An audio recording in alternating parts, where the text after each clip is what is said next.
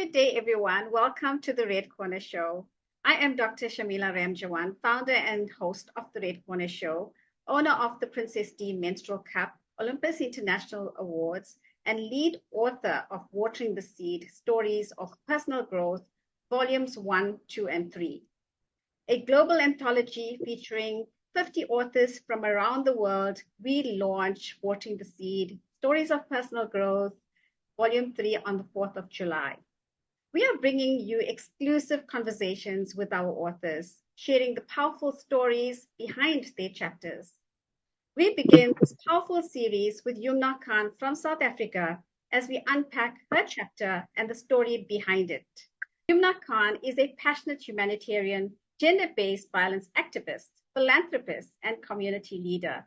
She made history as the first woman in hijab to be placed among the top 3 finalists in a national pageant in South Africa, earning the titles of Public Choice Recipient and second runner-up at the Mrs Royal International Pageant 2023.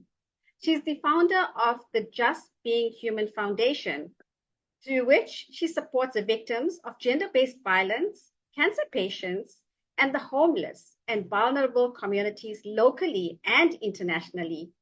A devoted mother and advocate for bereaved parents, Yumna uses her voice and lived experience to inspire healing, resilience, and purposeful living. Chapter 29, Personal Reflection, I Lived When I Wanted to Die. You're going to hear all about it today. Welcome to the show, Yumna. Thank you for having me, Shamila. I think the listeners are going to be so intrigued with what you're going to share today. But before we dive into that, can you share a little bit about the work that you are doing in our communities? Okay. When I entered the pageant, actually, I came into contact with victims of gender-based violence. And from that moment onwards, I decided, no matter whatever the outcome of this pageant is going to be, I will support victims of gender-based violence. And I've been doing it since then, and I've branched off into going into orphanages, into informal settlements. And I've been to India now twice and supported victims of, patients that suffer from cancer and that are living on the pavements outside the hospital. I've also supported the homeless there. It's a terrible situation. I know, what people go through in our country. Firstly, my support is towards them. But since I've been going overseas and I've come into contact with people that are really destitute, leaving villages, coming to Mumbai for treatment, they do not have the finance to even live in a hotel or any accommodation for that matter. So they're living on the pavement. I've seen them with their inserts for their chemo. You name it, they live on that street. It's so terrible and it's so heartbreaking. So I've decided, since I'm doing this, I will also support them. It takes nothing. I can't support the whole world, but at least if I support a few people, it makes a difference. I love that. So it's like my purpose, walking in the path of the Almighty, because I think this has been placed for me to go through this. So I'll do it 100%. Absolutely. Thank you so much for that. Thank you and your family and everyone that supports your initiatives as well on this amazing journey. I have seen a lot and I know you're going to do a lot more. Thank you for sharing that as well. So Yumna, straight into Watering the Seed. We're launching on the 4th of July. I'm so excited. We have 50 authors in this volume. What inspired you to be a part of Watering the Seed, Stories of Personal Growth? Now, you've been in volume 2 and 3. Why was this the right time to share your story? I was skeptical at first, but I think you inspired me as well to do the story in chapter 2. And I thought, let me do this. Changed, my perspective, turn my pain into survival and a purpose. Change it into a purpose. I've lived through grief. I lost my father with cancer. My mom was only 40. Mm-hmm. And it was like so traumatic because we all were so young. And we came from a close-knit family. I was the eldest. I was the only one married at that time. And then I lost my father to cancer. My father was like, such a humble person. Whoever knew him knew, the type of person he was. And to lose him at that age, he was so young. He was only 52. It was very tough. And then, I located to Johannesburg. And then in 2009, I lost my son. Like everything fell apart. And actually, that's when I really wanted to die. I wanted to commit suicide. But then I thought, my grandson was only 3 months at that time. And, when I held him, I said, I'm holding on to something. And I realized that if I give up now, who will tell the story and who will be a support for others? And then I said, okay, I decided I'll contribute to watering the seed because I wanted something else in life. I wanted the darkness to know that it can be turned into light and you can choose to live, not because it stops hurting, but because your pain can water somebody else's seed. So that was the inspiration, to do this. And it's definitely put me on a better path where I feel I can really live now by being there for other people. That is so powerful, Yumna. Thank you so much for sharing that, and thank you for sharing it in my books, because it's a global anthology, well, the world's first global anthology, and lots of people are going to get to read your stories, and it is incredible. Yes, your journey is incredible, and thank you for being here today to serve our communities as well, and to be here with us. So we really, really appreciate you being with us. Thank you so much. So, Yumna, this really sets the tone for your story. And I just want to take this a little deeper.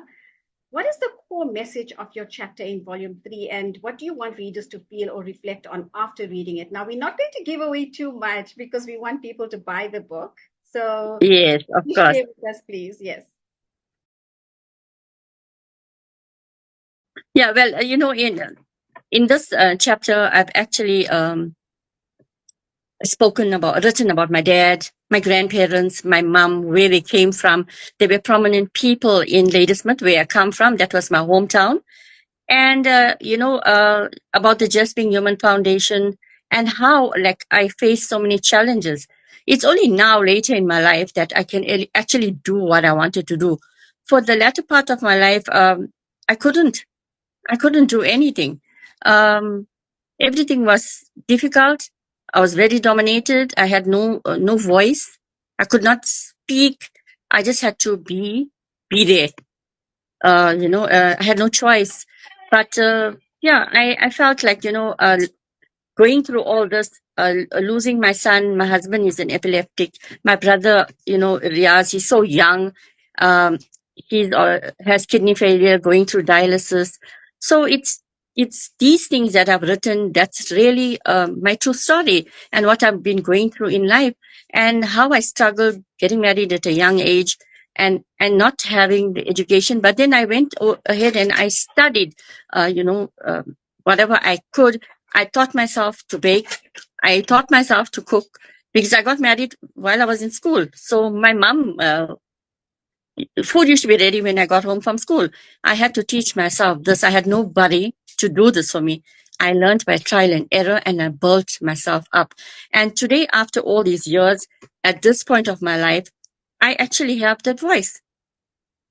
So I have the freedom to do what I want to do. And I am so glad. I think God's plan is the best plan. Absolutely. Yes, God's plan is the best plan. Yeah. You're such an inspirational person, Yumna. And, the messaging that you are sharing with us right now as how you overcame all the obstacles and challenges in your growth actually will lead people onto greater paths as well, people that can resonate with it right now. So exactly. You've expressed so much clarity in what you just said. And I'm going to just explore something deeper in your journey. And I know you shared some of it. Can you take us into a defining moment in that journey that shaped your story and who you are today?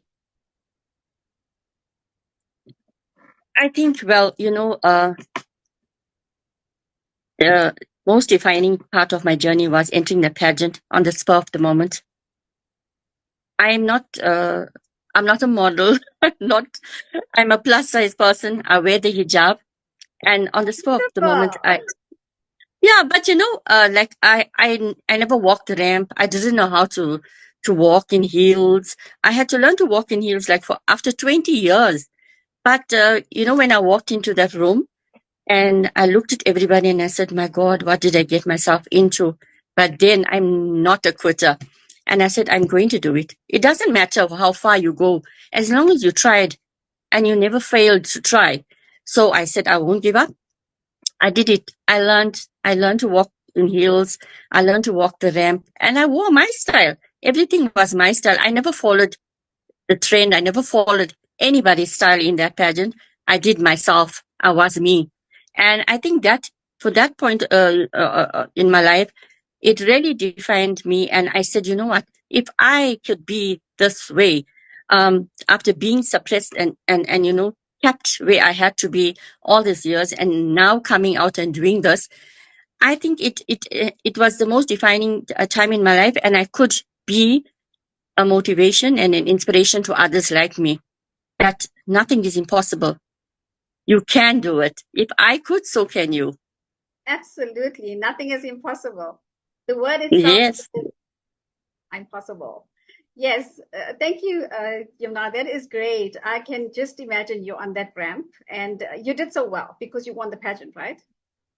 Yeah. I mean, I made it to the top 3 and I won 3 crowns on that night, which I just, how I thought about it was not about winning, was just about making it to the top 5, just to show that, yes, I could do it, but I never expected to make it to the top 3. And on that night, I was the only woman that won 3 crowns. So for that, God is great. 3 crowns, 1 And day. Yeah. yeah. I mean, really. And, it was something that I think, I never expected it. I never thought that I would achieve it, but I did. And I think that is like what broadened my perspectives. And I knew, yes, if I could do this, then nothing else is impossible. I can do better things and I can do bigger things. I can stand today and talk where I wasn't a person that could speak in public. I would shy away from, being there. I would rather sit in the background and not be in the spotlight. But that's how it became now. Well done. Wow. So you've blossomed into this human being that is so confident now in your public speaking, your presentation skills, because I've seen you on the stage as well. So great work, Yumna. Thank you for sharing that.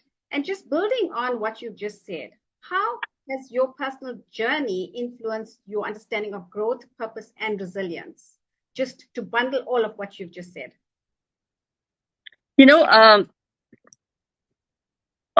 Coming from a middle class family and going through all what I went through in life, I don't think many people can handle trauma, everything falling apart. There was a time when I lost my son, and then people were saying so hurtful things to me. There was like so much of rumors. People don't know the exact story, but they will talk. And then I said, you know what, this is it. I'm not listening to anybody. I had to actually write an article and put it in the Rising Sun. People did not let us mourn in peace. That's how it was. It was terrible. I mean, for a mother and a father to go through this, and me, I could not cry in front of my children because they could not handle it. I had to be normal and treat them like, okay, like nothing has happened, because they didn't know how to deal with this. It was a traumatic time in my life, but I turned it around. Yeah. I became stronger. I started speaking to other mothers. I spoke of my son every day because he was such a beautiful child. He was this handsome bodybuilder, and every day, we have a gym here in our garage. My husband put it there so that, my children were here at home. Their friends used to come. And an ardent bodybuilder, and then to go like this, It was like, I was like shattered, because to see all those muscles and then to think this all went in vain. So I made myself stronger. I started speaking to people. I was there. I was a pillar of strength. And there was a time I used to be scared to go to anybody's child's funeral, because when they saw me, they would break down even more. They're thinking, now we know what you have been through. So that has helped me and put me in a better space where I can help others, where I can be myself. And through my Just Being Human Foundation, I'm out there. I'm doing everything. And growth isn't about escaping the struggle. It's about using your struggle as a bridge to someone else. So that's why Just Being Human is there, especially for victims of gender-based violence, because I know what it is to be unseen. So I'll tell you what I do. I get up, I dress up, I show up every single day, no matter how I feel.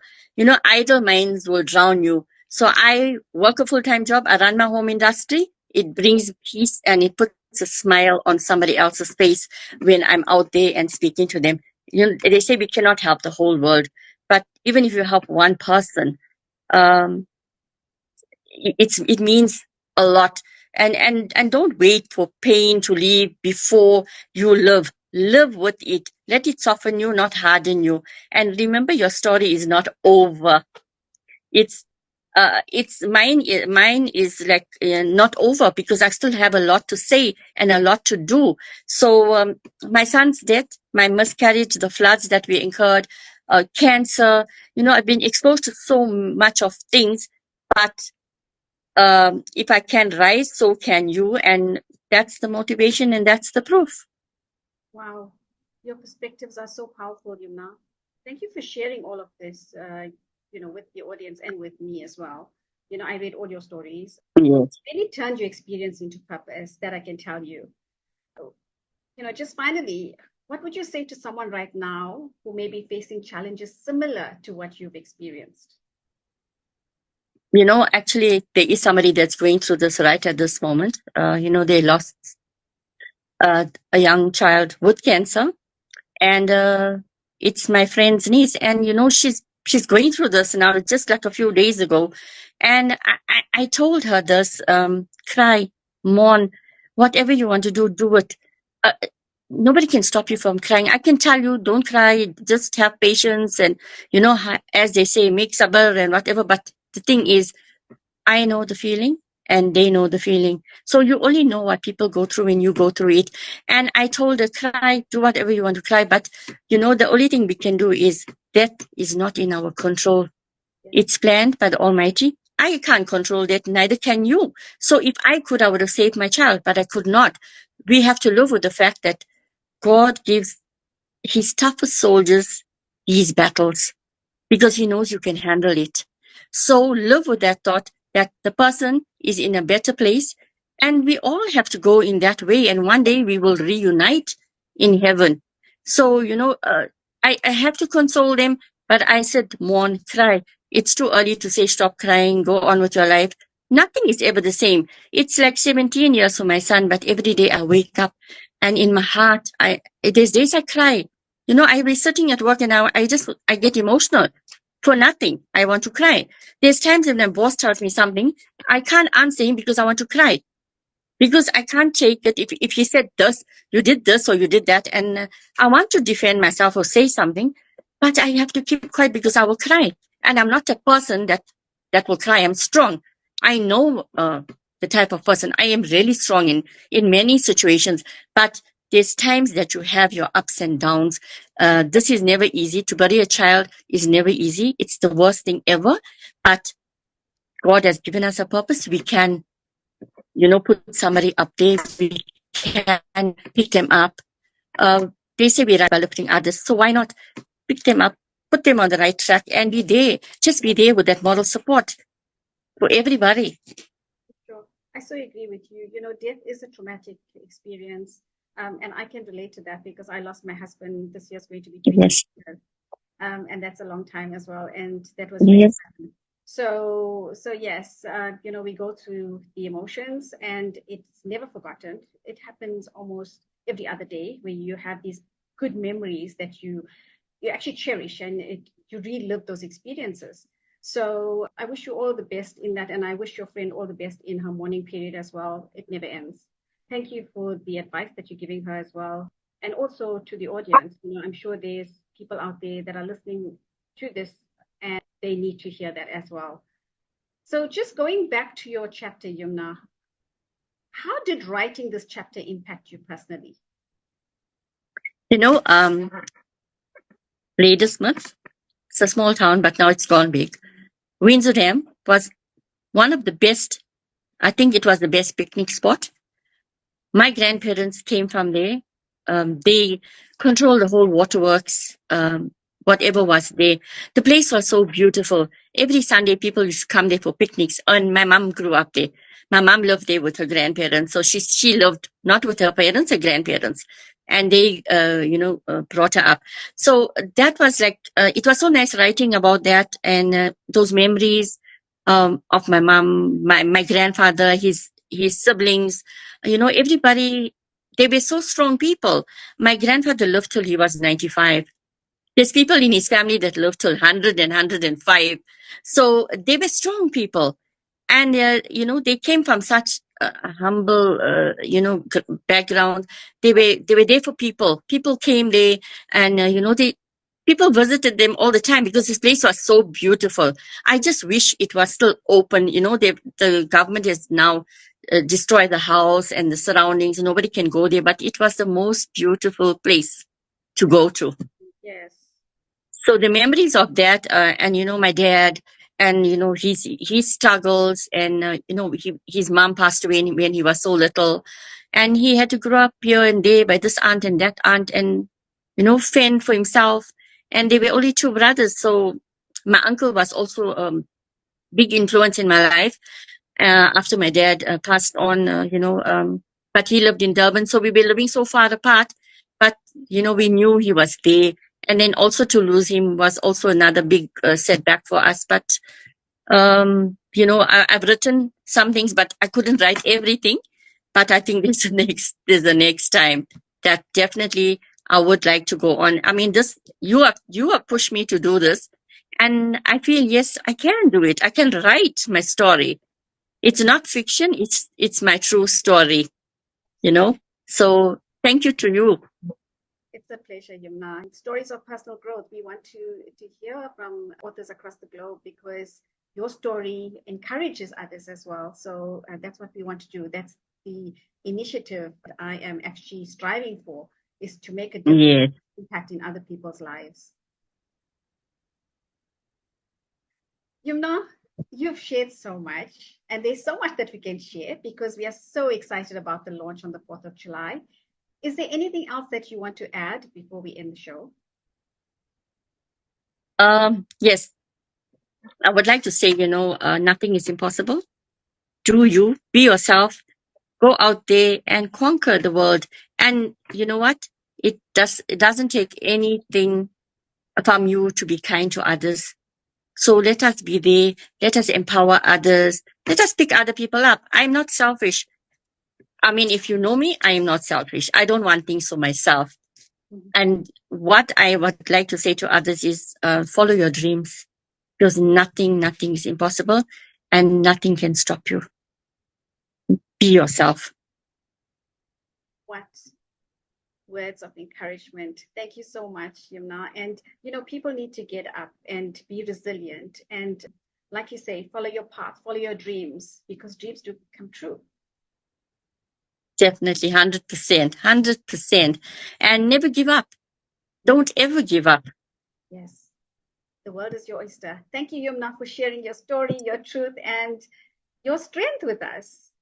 To the audience, this is just one of many powerful voices featured in Watering the Seed, Stories of Personal Growth, Volume 3.